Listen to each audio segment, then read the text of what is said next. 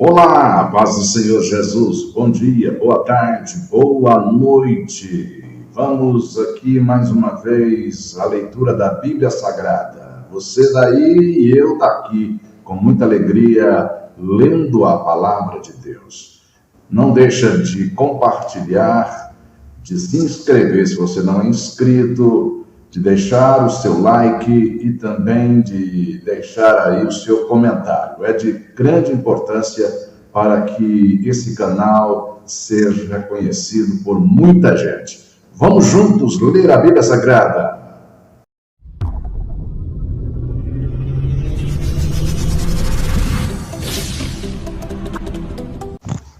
Abra sua Bíblia em Números capítulo 8, versículos 1 a 26. E falou o Senhor a Moisés, dizendo: Fala Arão e dize-lhe, quando acenderes as lâmpadas defronte do candeeiro, alumiarão as 7 lâmpadas.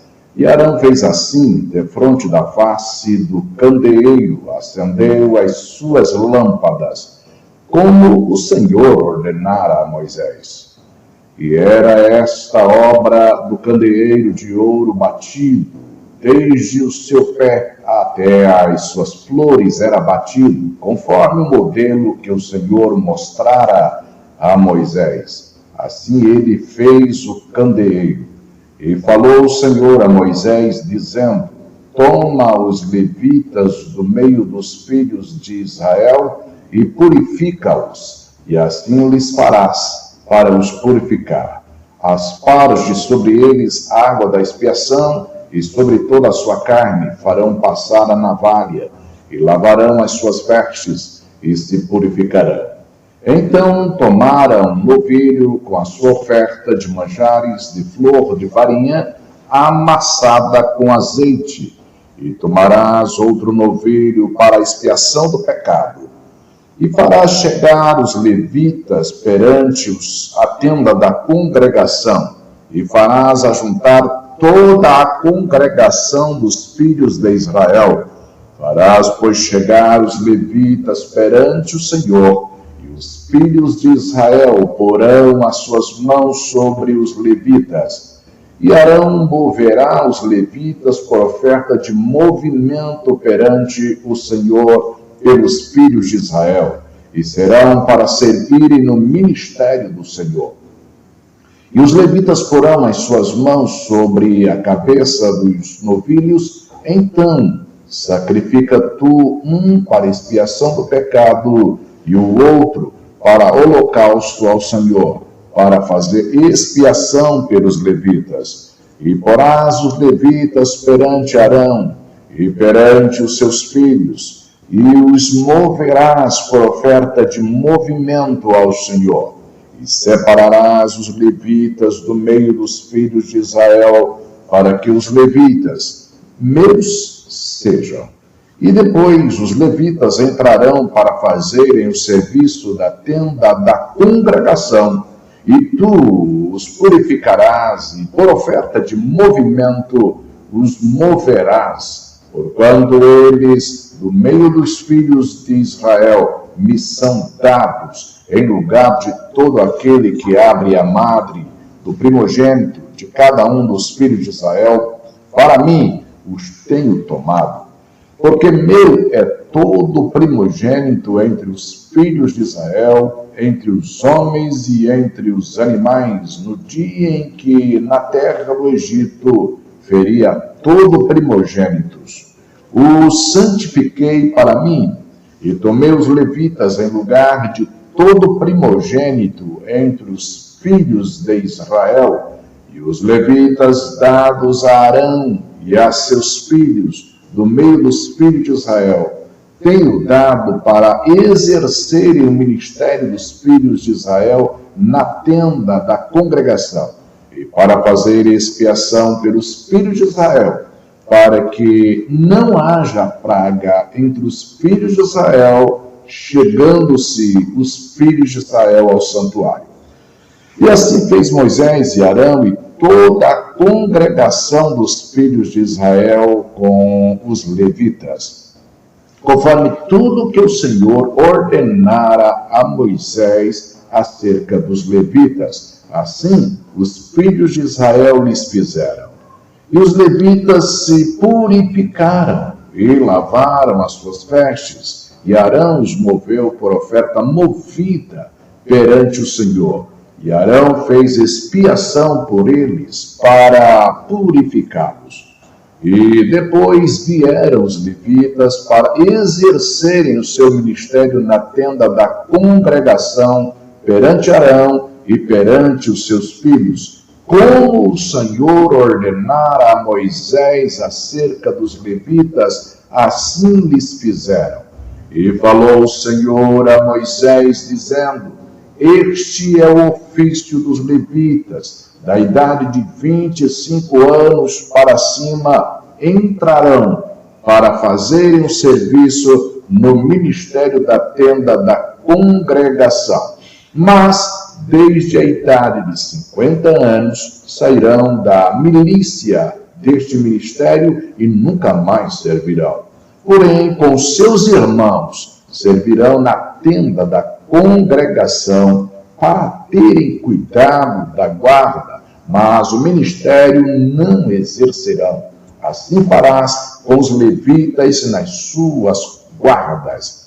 Números capítulo 9, versículos 1 a 23. E falou o Senhor a Moisés no deserto do Sinai, no segundo ano da sua saída da terra do Egito, no primeiro mês, dizendo: que os filhos de Israel celebrem a Páscoa a seu tempo determinado. No dia 14 deste mês, pela tarde, a seu tempo determinado, a celebrareis, segundo todos os seus estatutos e segundo todos os seus ritos, a celebrareis. Disse, pois, Moisés aos filhos de Israel que celebrassem a Páscoa. Então, celebraram a Páscoa no dia 14 do primeiro mês, pela tarde, no deserto do Sinai, conforme tudo que o Senhor ordenara a Moisés. Assim fizeram os filhos de Israel.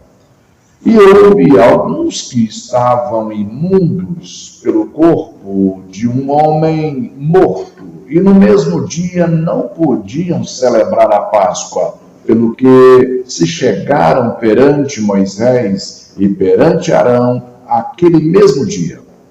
E aqueles homens disseram-lhe: imundos estamos nós pelo corpo de um homem morto, porque seríamos privados de oferecer a oferta do Senhor a seu tempo determinado no meio dos filhos de Israel. E disse-lhes Moisés: esperai, e ouvirei o que o Senhor vos ordenará. Então falou o Senhor a Moisés, dizendo: fala aos filhos de Israel, dizendo: quando alguém entre vós ou entre as vossas gerações for imundo por corpo morto, ou se achar em jornada longe de vós, contudo, ainda celebrará a Páscoa ao Senhor. No segundo mês, no dia 14 de tarde, a celebrarão, com pães asmos e ervas amargas a comerão.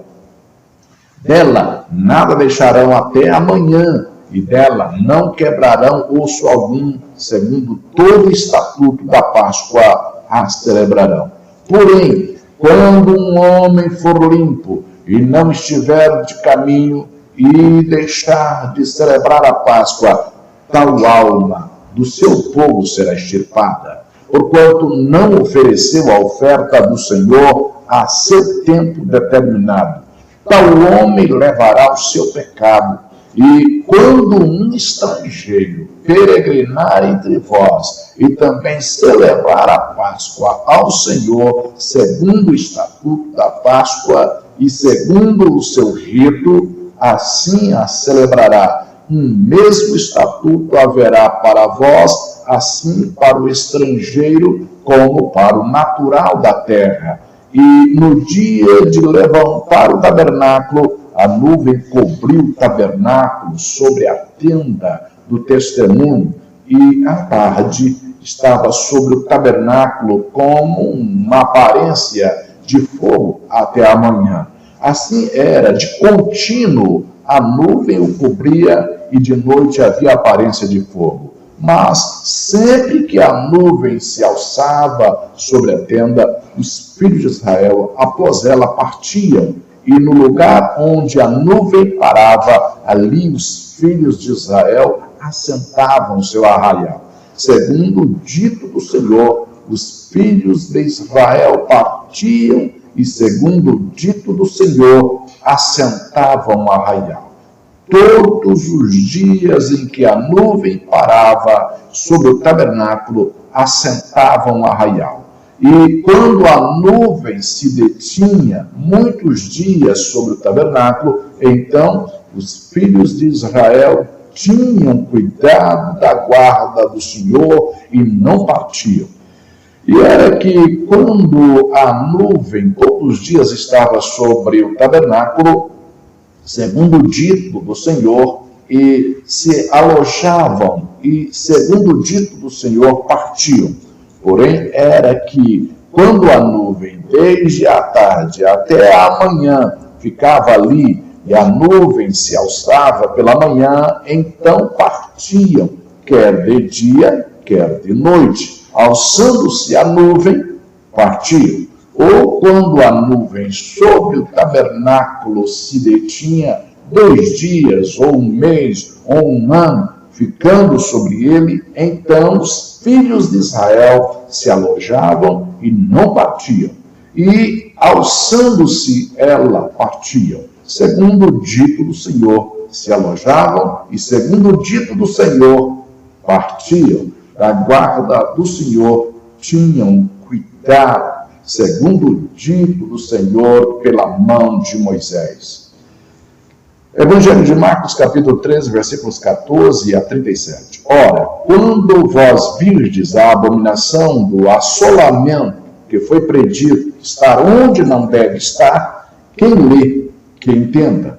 Então, os que estiverem na Judéia, que fujam para os montes, e o que estiver sobre o telhado, que não desça para casa, nem entre a tomar coisa alguma de sua casa, e o que estiver no campo, que não volte atrás para tomar a sua veste. Mas ai das grávidas e das que criarem naqueles dias. Orai, pois, para que a vossa fuga não suceda no inverno, porque naqueles dias haverá uma aflição tal, qual nunca houve, desde o princípio da criação que Deus criou, até agora, nem jamais haverá. E se o Senhor não abreviasse aqueles dias, nenhuma carne se salvaria. Mas, por causa dos escolhidos que escolheu, abreviou aqueles dias. E então, se alguém vos disser, eis aqui o Cristo, ou ei-lo ali, não acrediteis, porque se levantarão falsos cristos e falsos profetas, e farão sinais e prodígios, para enganarem, se for possível, até os escolhidos.